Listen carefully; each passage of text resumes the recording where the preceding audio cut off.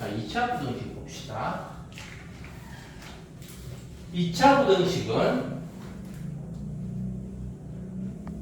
2차 부등식은 기본적으로 2차 식이 0보다 크다 또는 0보다 작다. 1대2 부등식이고 뭐 크거나 같다 등호가 들어갈 수 있지만 어쨌든 그래서 2차 부등식은 기본적으로 2차항의 개수가 양수일 때를 산정하고 합니다. 그래서 2차항 개수가 음수가 나오면 전체에 마이너스를 곱해서 부등호 방향까지 바꾸면서 2차 식이 양수다 0보다 크다 아니 양수인 2차 방정식 2차항의 개수 양수인 2차 부등식으로 생각하고 해를 구하면 되고요. 2차 식이 0보다 크거나 같다 해는 이 2차 식이 0이 되는 x의 값이 알파하고 베타라면 0보다 크거나 같다는 x가 알파가 베타보다 더 작다면 x가 알파보다 작거나 같고 또는 x는 베타보다 크거나 같다. 이런 해를 가지고요. 0보다 작으면 x가 알파보다 크거나 같고 베타보다 작거나 같다. 이런 해를 가집니다. 그지? 그리고 그래서 해가 주어진 2차 부등식 같은 경우는 x 빼기 알파 곱하기 x 빼기 베타는 그 부등호의 해의 범위에 따라서 x가 알파보다 작거나 같다. 그리고 베타보다 크거나 같다면 0보다 크거나 같다. 알파하고 베타 사이에 있다 그러면 0보다 작다. 그런 식으로 부등식을 작성해 주면 됩니다. 알겠죠? 그 다음에 2차 부등식이 항상 성립할 조건. 항상 0보다 크려면 그래프가 어떤 모양이 되는지를 생각하면 되는 거죠.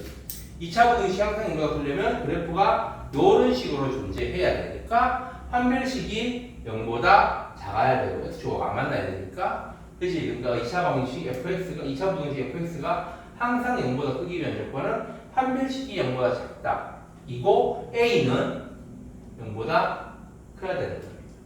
그치? 그 다음에 fx가 항상 0보다 작으려면 이때는 그래프가 이런 모양이 되는 거지. x축보다 아래에 존재해야 되잖아. 그래서 d가 0보다 작고 a도 0보다 작아야 됩니다. 그치? 그 다음에 여기 등호가 들어가면 여기 등호가 들어가면 되고요. 여기에 등호가 들어가면 여기에 등호가 들어가면 되는 겁니다. 등호가 들어간다는 거는 x축하고 만나는 것까지는 괜찮다는 겁니다. 알겠지요? 그 다음에 연립 2차 부등식.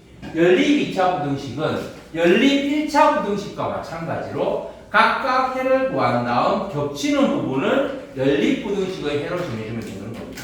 연립 방정식처럼 뭐 가강법, 대입법 그런 걸 쓰는 게 아니고요. 그래서 각각 해를 구해서 겹치는 부분을 해로 정해주면 됩니다. 뭐 그거는 그래프 그려가면서 그러니까 2차 부등식 같은 경우는 2차 함수의 그래프를 그려가지고 해야 되겠지. 자, 어쨌든 그렇게 하면 됩니다. 그 다음에 뭐 함수하고 부등식하고 함수의 방정식과 부등식의 관계. 방정식의 해가 부등식에서 아니 방정식에서 그래프를 함수의 그래프를 그린 다음 fx가 gx보다 크다 이면 fx의 그래프가 gx의 그래프보다 위쪽에 있는 부분을 해의 범위로 정해주면 되는 거고 fx가 gx보다 작다 또는 작거나 같다 그러면 그래프에서 아래쪽에 있는 fx의 그래프가 gx의 그래프보다 아래쪽에 있는 부분을 해의 범위로 정해주면 되는 겁니다. 등호 들어가면 부등호에 등호 들어가면 해의 범위에도 등호를 넣어주면 되는 거고 알겠지? 그 다음 마지막으로 2차 방정식의 근해 분리. 방정식이지만 부등식 파트에서 나온 이유는 근해 분리를 위해서는 판별식 같은 게 0보다 큰지 작은지 그런 거를 따져줘야 되기 때문에. 그래서 요거는 많이 너희들 저번 분기 때도 많이 어려웠었지?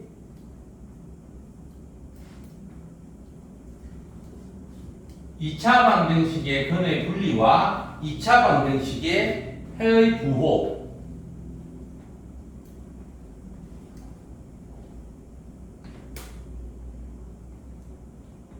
해의 부호부터 먼저 합시다. 자, 2차 방정식의 두 해가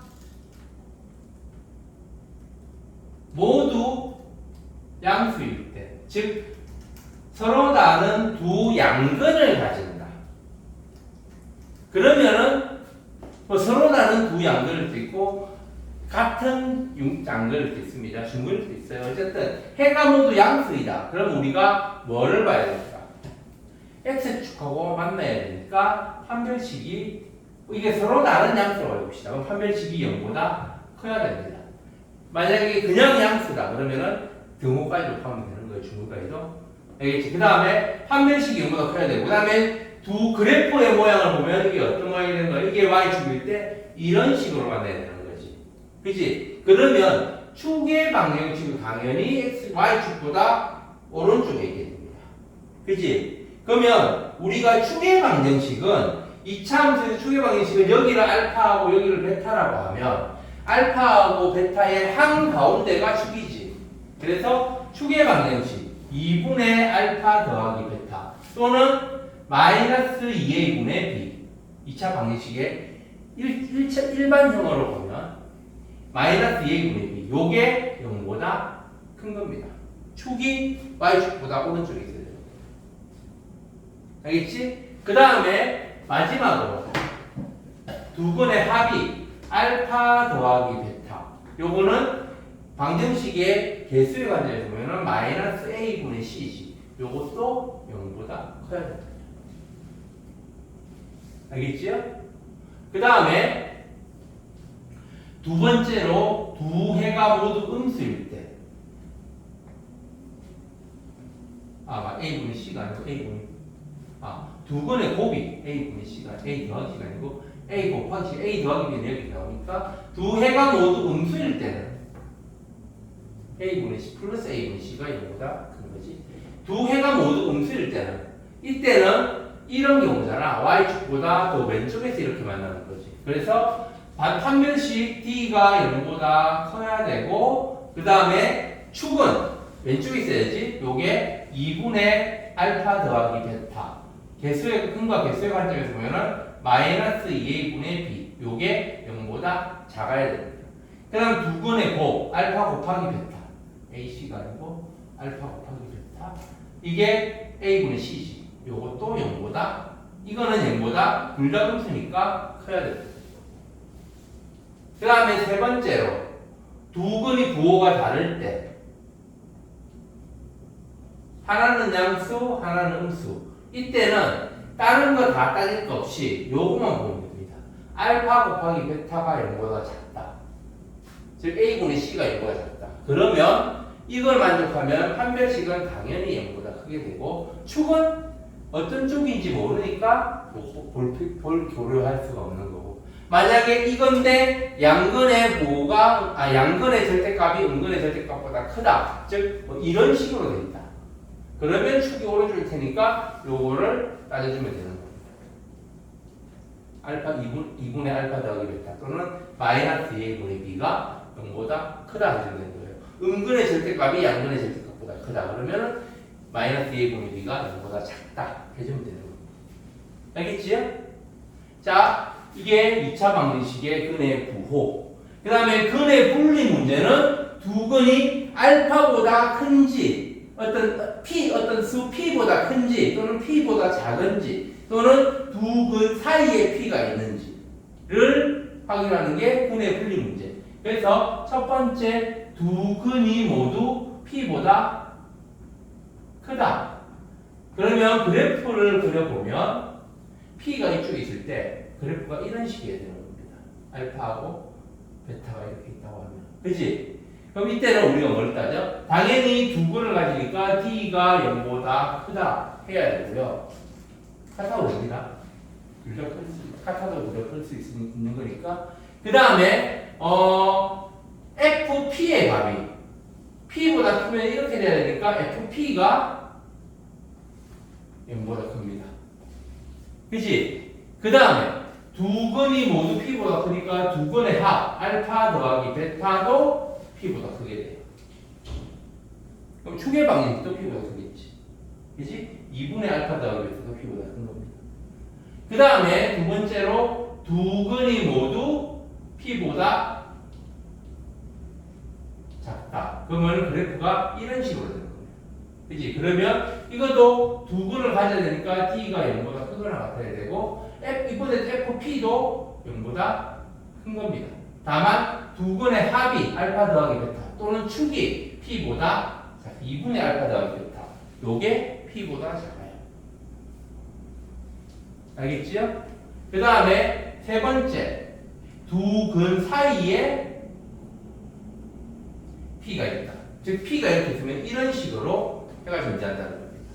그러면 이때는 FP가 0보다 작다. 요거만 만족하면 돼요. 그러면 판별식이 0보다 크거나 같다는 저절로 만족하게 되고 두 근의 합이 즉 축이 P보다 큰지 작은지는 알 수가 없어요. 그지? 그렇기 때문에 요거는 못 따져주는 겁니다. 그래서 두 근 사이에 P가 있다고 해 FP가 0보다 작다. 요거만 만족하면 된다는 거. 알겠지요? 자, 그러면 이 정도로 하면 될 것 같고요.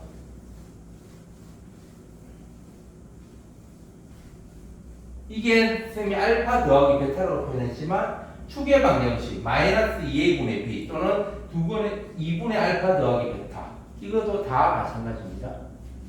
알겠지요? 보통은 근의 물리에서 축을 가지고 따지긴 합니다. 2분의 알파 더하기 베타 또는 마이너스 2의 분의 b 요게 p보다 크면은 두 근이 모두 p보다 큰 거고 그게 p보다 작으면 두 근이 모두 p보다 작은 거고. 자, 그 다음에 정수근 두 번째 설명. x제곱 더하기 1차식 x 더하기 1차식은 0이면 될 때 이거 아까 했던 거와 똑같은 거예요. 우리가 두 근이 모두 정수근을 가진다고 아까 어떻게 했어? 두 근을 알파 베타라고 놓고 알파 더하기 베타와 알파 곱하기 베타를 근각의 세 관계를 이용해서 구한다고 했지. 그 다음에 그게 그래서 이제 그 미지수를 없애고 알파와 베타를 이용한 식으로 넣는단 말이야. 그래서 그게 1차식 곱하기 2차식은 정수로 넣고 부정방식으로 해를 구하면 되고 그 다음에 하나가 2차식일 때 x의 개수가 2차식일 때 x의 제곱 더하기 함수항 2차식일 때 1차식 x 더하기 2차식은 0일 때는 판별식을 구하고 그게 최고차가 음수인 2차식이 나오면 판별식이 0보다 크거나 같다 해가지고 미지수의 범위를 구하면 됩니다. 그 다음에 최고차가 양수인 2차식이 나오면 판별식이 제곱식이 돼야 된다를 이용해서 구하면 돼요. 알겠지? 자, 이거 외워두세요. 2차식, 상수항 2차식일 때는 판별식이 2차항의 개수가 음수면 그게 판별식이 0보다 크거나 같다 가지고 구하면 되고 판별식의 2차항이 양수면 그게 제곱수가 된다고 해가지고 구하면 됩니다. 알겠지? 그 다음에 2차함수의 최대sek수 문제에서도 이 부등식을 이용해서 했었지.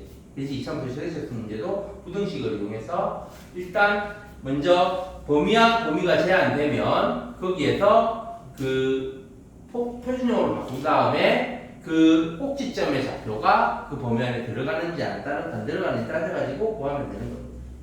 알겠지요? 만약에 실수 조건에서 그 다음에 실수 전체에서는 그게 최대값이나 최소값 한 가지만 가지는 거지. 그지? 그 다음에 실수 조건이 들어가면은 그게 실근이라는 말하고 같은 개념으로 생각해가지고 판별식이 0보다 크거나 같다로 범위를 조금 더 제한해주면 됩니다. 알겠지? 그 다음에 뭐 fxy에 대해서 그러면 x에 대한 완전 제곱식 더하기 y에 대한 완전 제곱식이 뭐 0 그런 식으로. 그래서 완전 제곱식이 0보다 크거나 같다를 이용해서 해를 구하는 겁니다. 대충 이 정도로 우리가 부등식 개념 설명하고요. 문제 풀면서 모르는 거 질문하면 되겠습니다.